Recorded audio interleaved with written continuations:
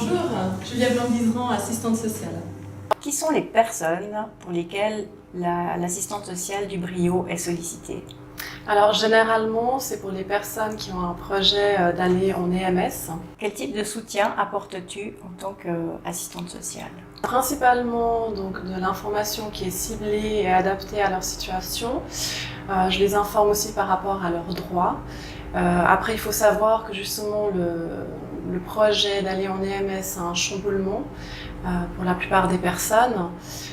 Et donc j'apporte aussi un soutien moral et administratif. Alors justement, passer de la maison à l'EMS, ça génère beaucoup de questions pour la personne et pour ses proches. Quel est ton rôle à ce moment-là et qu'est-ce que tu apportes? Non, alors le soutien administratif, forcément il y a des démarches à entreprendre quand on va en EMS. Il y a par exemple la question du logement, de l'appartement. Est-ce qu'on peut le garder ou pas? Il y a forcément aussi la démarche d'aller demander les prestations complémentaires. Donc j'oriente la personne à la bonne agence d'assurance sociale. Après, effectivement, je les informe que l'EMS est en partie déductible des impôts, que les personnes qui font une demande de prestations complémentaires peuvent également être exonérées de BILAG. Et après, je regarde aussi si la personne a des proches aidants, la famille, de l'entourage qui désirent s'occuper des paiements, de relever le courrier. Donc je vais regarder si ces personnes ont déjà une procuration générale ou s'il y a un mandat pour cause d'inaptitude qui a été rédigé ou pas.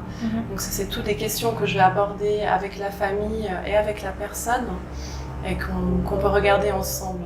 Qu'est-ce qu'il en est du soutien moral? La première chose que je fais, c'est écouter les personnes.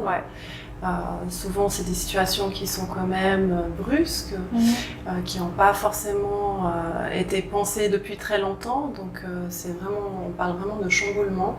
Et puis, c'est forcément les écouter et pouvoir aussi répondre à leurs questions. Donc, simplement être présente aussi. Je pense que c'est très important. Quels sont les liens et collaborations avec les IDL, les infirmiers et infirmières de liaison du Brio? Alors, il y a un lien très fort. Déjà, c'est mes collègues de travail.